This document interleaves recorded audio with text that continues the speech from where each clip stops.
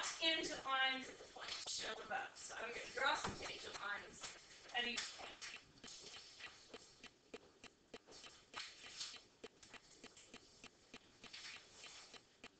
Right? Something like that.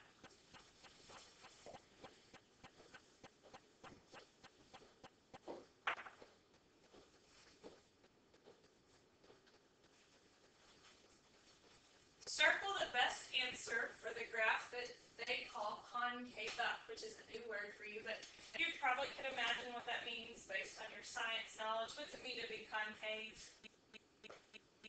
Cave in, right? And if it's concave up, we're caving in towards going upward. Concave down would be the other way. So for the concave up graph, the slopes of the tangent line are doing what? Well, let's look. Wouldn't you agree this is a pretty steep negative value? But then this is less steep of a negative value? So wouldn't you agree it's increasing? Because if I'm getting less negative, it's increasing. We agree the slopes seem to be increasing all the way around. The slopes of these, they start really steep negative, less negative, less negative, less negative, 0, positive. Very small positive, and then get to really big positive slopes. What about the concave down graph? Well, these are really steep positives over here on the left, and then not as steep, not as steep, not as steep, not as steep, and then negative, and then more and more negative, so decreasing. So now we are talking about the slope of the slope. Would we agree? Because the tangent line is a slope. And then whether that's increasing or decreasing means we're talking about a slope of a slope, which brings us to the second derivative. So today we're going to be looking at second derivative and how it can tell us the concavity of a graph. And then that's going to lead us to what's called the second derivative test. So we can examine functions that have curves to them, and we can define a curve as either concave up or concave down. So, if f of x is differentiable, then f of x is concave up if f prime is increasing, and f of x is concave down if f prime is decreasing.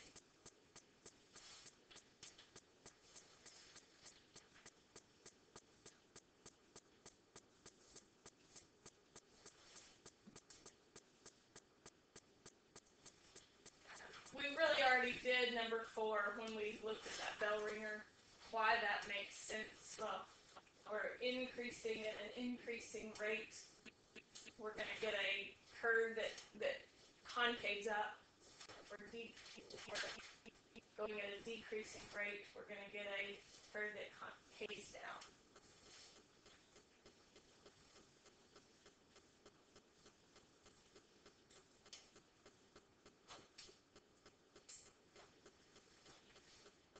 On this slide, all you need to write is the box. When we say that f prime is increasing, we mean that the slope of f prime is positive, right? Which means we can reword the definition of concavity to include the second derivative.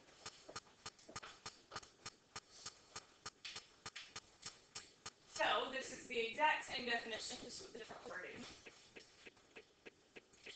If f of x is differentiable on AB, then f of x is concave up if the second derivative is positive. So if the first derivative is increasing, or the second derivative is positive.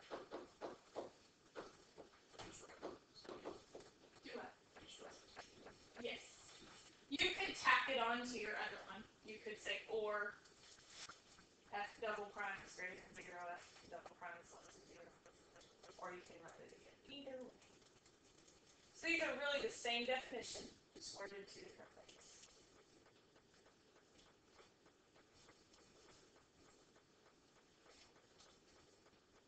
So concavity is a new concept.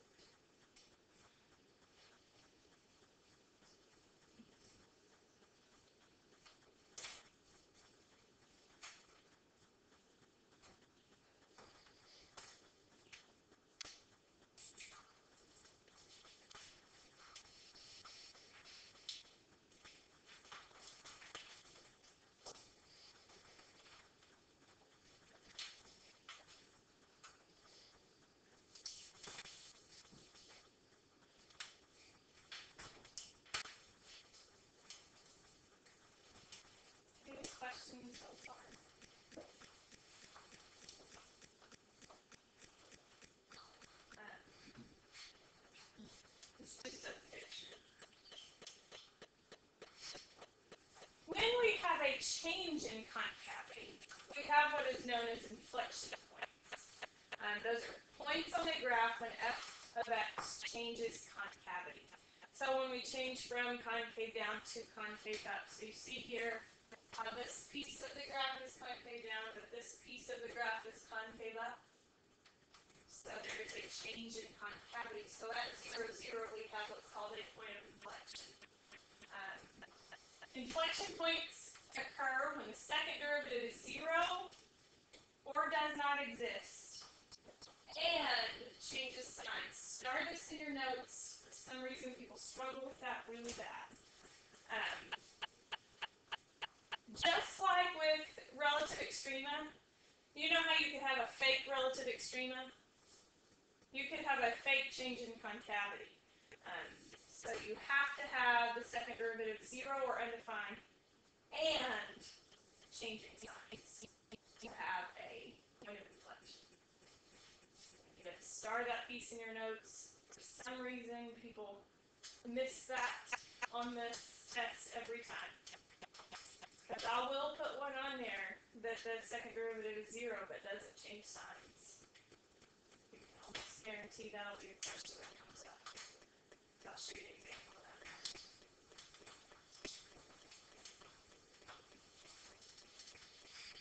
So this one says, label the points of inflection on the graph below, then find those points using the second derivative. First, I'm just going to label them. Where does it appear that I'm changing concavity? Well, let's start drawing. Here, what do you think? Concave up or down? Up. What about here? So somewhere in here we got to change. I don't know exactly where, but somewhere in there, we agree? I don't know exactly where it is, but somewhere in there, because this is concave up and this is concave down. So somewhere in between there had to be a change in concavity. And then here, because I'm concave up again. Why does it stop being? Why does it stop going up and start being? Why does it stop concave up and start being concave down? At a certain place, why is it all the way to the back? Because look right here. If I were just to pick out this point of the graph, what would you say? Isn't it concave down? Now, why at those specific points? I don't even know what the specific points are yet, so we'll figure that out. But just on appearance only, it appears that we're concave up on the blue part and concave down. So if we look at the middle, I think that's good. Right. It is not going to happen at a max or min. Because we'll see. It can't be like right there. It can't be on the x-axis all the way up there. It could be. Maybe it is. Maybe I'm wrong on my guess. We're going to take the guesswork out of it. We're going to put calculus in it. So I have the function. The function here is x to the 4th minus 12x squared plus 8. To find points of inflection and concavity changes, I'm going to look at the second derivative. So I'm going to find them. Find the second derivative, I must first find the first derivative. If my only question is about concavity and points of inflection, the only reason I need the first derivative is then to find the second derivative. So I don't need a first derivative sign chart or anything like that. I'm just going to keep going, find the second derivative.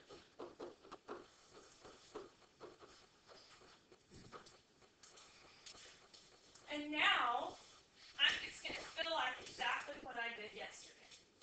I'm going to do a sign chart, except this time, my sign chart is not going to be the first derivative sign chart. It's going to be the second derivative sign chart. So I want to know when the second derivative is undefined or 0. Would you agree those are my possible points of inflection? Possibilities. So I'm going to look at when this is 0 or undefined. 12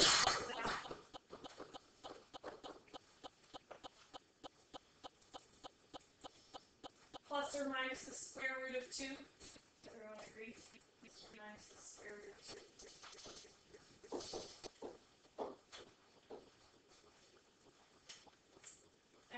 going to take a point less than the square root of 2. What's a number less than the square root of 2? Negative square root of 2, sorry. -2. Negative 2. You could guess bigger if you didn't know exactly how much square root of 2 was. Negative 2 works, and I would get a positive number. Does everyone agree? And then I would get a 0. I would get a negative, and then plug in 2. I would get a positive. Does still the work feel familiar here? But we learned something different. This does not tell me whether f is increasing or decreasing. This tells me that f is concave up, and concave down, and concave up. So it tells me something different about the original graph. Does it match up to our guess from the beginning? Yes. Now, we had no idea where, you kept asking, how do you know it's there? I don't, but now I do. I know now exactly where that happened at. And you can kind of see that change, concave up to concave down change there. So, what are the points of inflection? Where do those happen at? At x equals negative square root of 2 and x equals positive square root of 2. If I truly want a point of inflection, what is a point made up of? An x and a y, so how would I find a y? Go back to the very original and plug in the square root of 2 into the original. It turns out whether I plug in square root of 2 or negative square root of 2, I'm going to get the same answer. Does everyone agree? Because I'm going to raise it to the 4th power. F of the square root of 2 is square root of 2 to the 4th power minus 12 times the square root of 2 squared plus 8. What's the square root of 2 squared? 2. So what's the square root of 2 to the 4th power? 4. Everyone agree? So we get 4 minus 24 plus 8. So negative 12. Both times.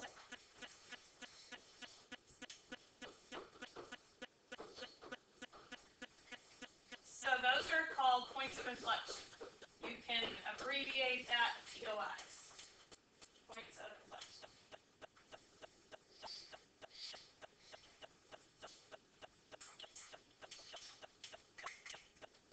Okay, any questions about that? And if it asks when the graph is concave up and down, I can answer that. It will feel very similar to an increasing, decreasing function from last set of homework. Okay, it turns out that not only can we use concavity to help us kind of get a better idea of what the picture looks like, but we can also use concavity to figure out if an extrema is a maximum or a minimum. Now, we already have a way to do this, don't we? With the first derivative test. Well, this is another test to see whether a critical point is a maximum or minimum. If you have a critical point, and it falls, everyone look at my hands. Everyone look with me, I'm out on the right. It falls on a concave up part of the graph. What kind of critical point is that going to be? A minimum, right? If it's concave up and I have a critical point on that, isn't that going to be a minimum? Whatever concave down and I have a critical point. So we can use that to help us find relative extrema as well. Now, a lot of people tune me out at this point because they're like, I don't need a second derivative test. First derivative test, first is fine. As you can tell, AP is really good at figuring out what you know. And so they will use problems that make you use the second derivative test. Turns out it's not any harder than the first derivative test. It's just different. So, second derivative test says, if the first derivative is 0 or undefined, which they actually didn't even put undefined, and that's because if the first derivative is undefined, we probably can't find a second derivative, so they left that off. So what are we talking about if the first derivative is 0? What kind of points are those? First derivative is 0? Critical points. We have a critical point. When the second derivative is less than 0, then f has a local maximum. Concave down.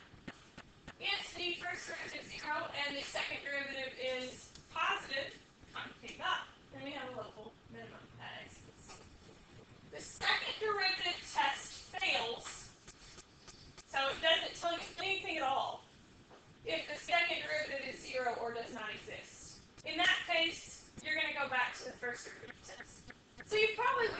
first derivative test first. The second derivative test would probably be a second option. That being said, sometimes it's a little faster. You'll see that on this problem. The second derivative test turns out to work out pretty quickly on this problem. So, use the second derivative test to identify any relative extreme. Remember, you already have a way to do this, so this is another option, another tool in your toolbox to do exactly what we did last Thursday. So this is the same function from earlier, but this time I am not going to skip or ignore the first derivative. What do I need from the first derivative? I need the critical points from the first derivative. So we're going to set that equal to 0. Are these points of inflection? No, they're critical points. Critical points come from the first derivative, points of inflection come from the second derivative.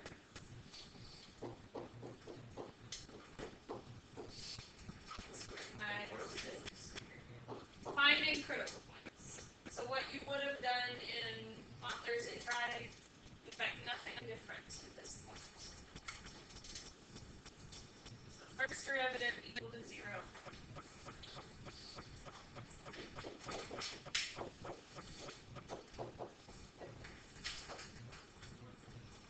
Everyone agree? Are these possible points of inflection?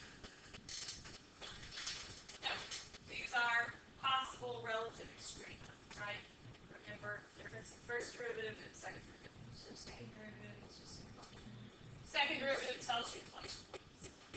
But we are going to use the second derivative to decide whether these are maxes. What did you say this was? This is the first derivative, and these are the critical values.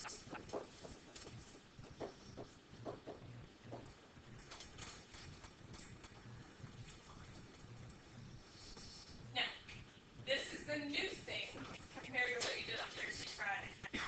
I can, instead of doing a sign chart here, which we know we could do, right? Instead of doing a sign chart and doing the plus, minus, pluses, increasing, decreasing to decide whether these are relative maxes and mins, instead, I can do the second derivative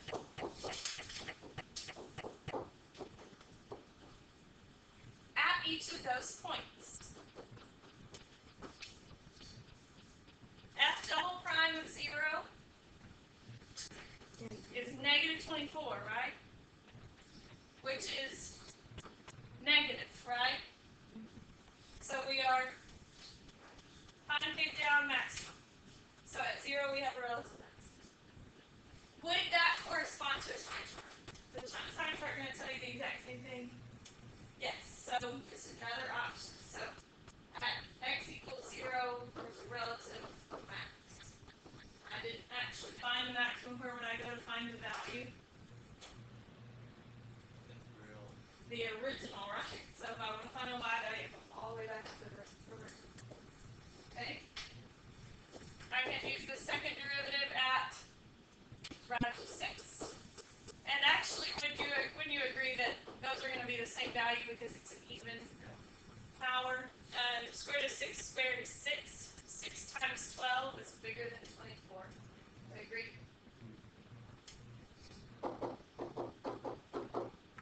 I even need to know the number. I just need to know that it's positive. Does that make sense? 6. 6 times 12 is bigger than 24, so that's a positive value. So what are both of those? Relative minimum values. So let's go back to the picture for a moment.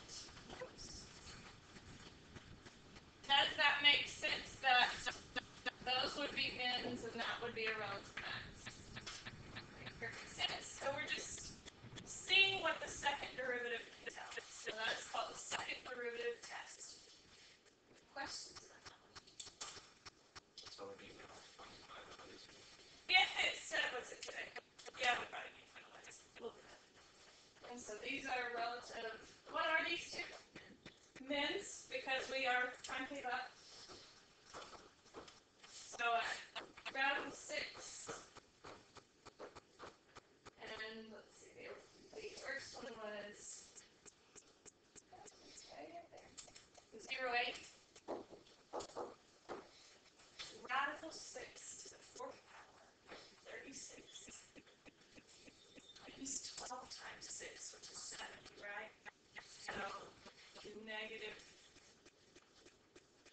36.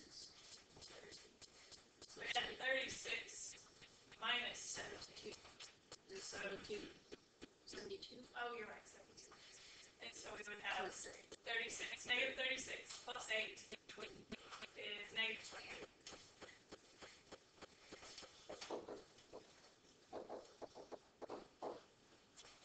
Any questions about that? Okay.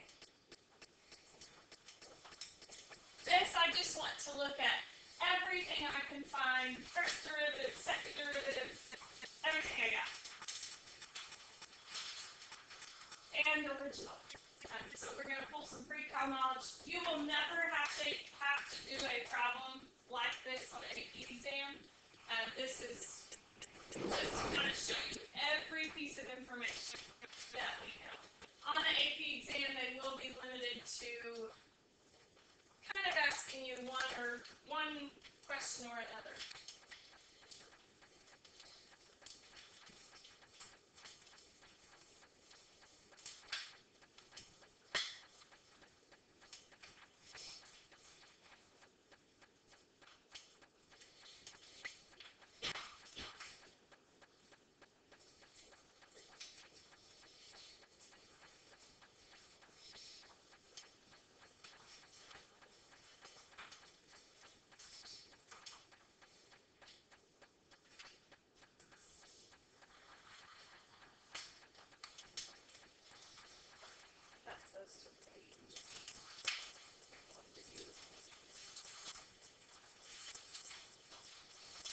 Before I work, you still have to. You should be in the word list. Okay. That your homework is that worksheet. It is not due tomorrow. It is due on Wednesday.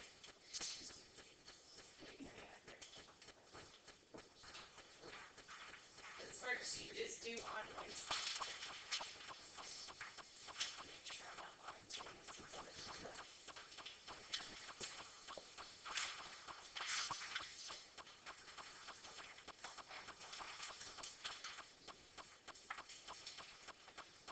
We do have a book page that goes with it too. I thought we did.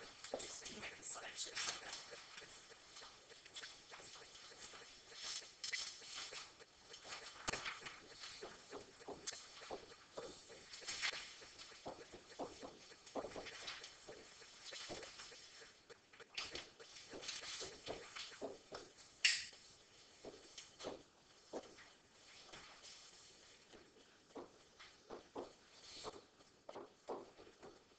You'll like that part of it though. It's actually always Thursday.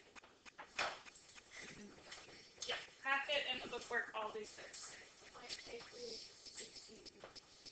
Even. 22, 24, and 52, and the packet. So you have all your homework from now through Wednesday. On Wednesday, we will do an activity class, but you won't get any homework. Yep. This is it from now to Wednesday. Thursday.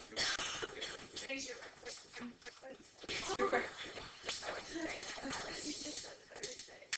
Oh, Thursday. Wednesday we will, we'll be done learning tomorrow. You see we have 2 slides, this one and this one left. So tomorrow you'll have some more time in class. And then Wednesday we'll do an activity in class, which won't have your homework. Thursday. Okay, so I want to know what I can find out from the original function first of all. Again, this is not really reflective of an AP problem, just showing you everything we can find out about this function without a calculator. It looks like a pretty nasty function, but there's a lot I have to find out. First of all, can I find out any x-intercepts? How do you do that? Set y equal to 0, so set the function equal to 0. When does this function equal 0?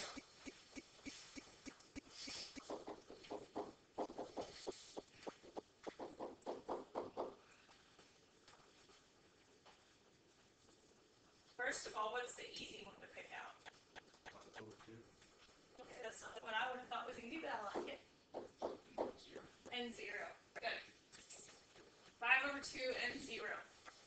0 times anything is 0, 0 to any power is 0, and then 2x minus 5 equals 0 at 5 over 2. How do you find y-intercepts? It's 0 and x, right? So those are my x-intercepts, my y-intercepts. Try again.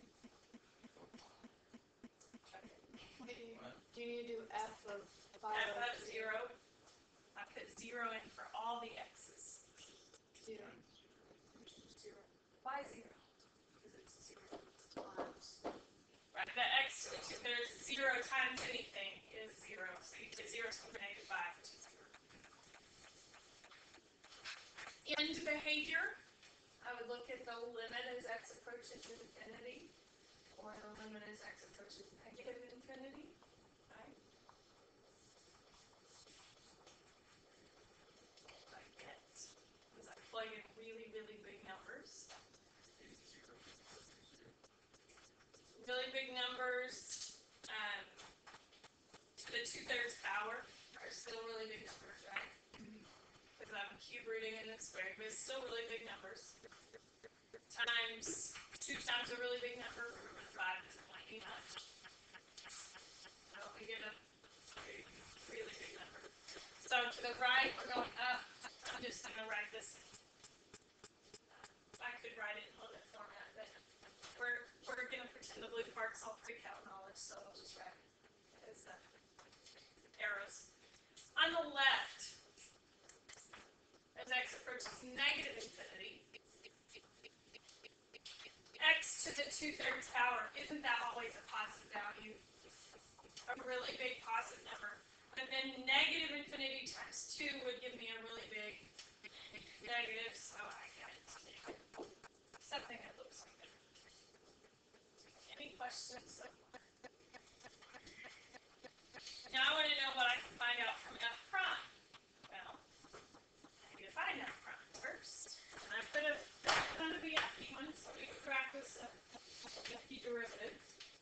What am I going to have to do this derivative? I have 2 options. Either the product rule if I leave it as it sits, or I could go ahead and multiply the x to the 2/3 power n to avoid the product rule. You have both options. I kind of prefer multiplying n, but the other thing will work great. If I multiply that n, how do you multiply to add the exponents, correct? So 3/3 plus 2/3 is like 5/3.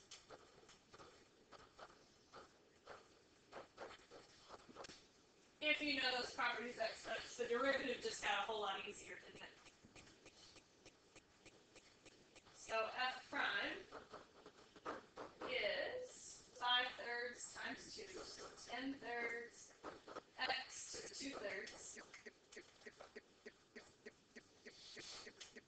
minus 10/3 x to the negative 1/3. Any questions so far?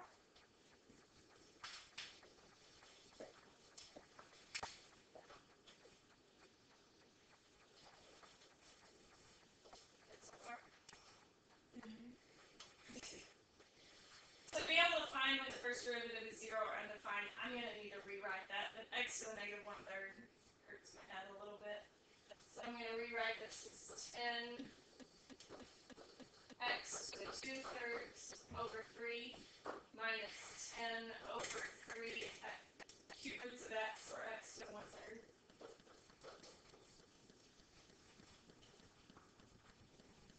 To be able to tell anything, I need to get a common denominator there, right? See when it equals 0 or is undefined. So what does this fraction need? X to the 1/3, which actually works out really nice because what's x to the 1/3 times x to the 2/3? X. Just x, right? X to the 3/3. So we're going to 3x to the 3/3, just the x. So I end up getting 10x minus 10 over 3x to the 1/3. And now I can easily tell that my critical points are x equals 1. So we're going to see where I'm getting x equals 1. Top equals 0.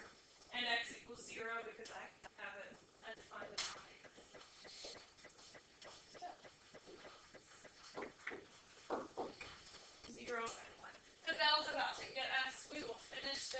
tomorrow.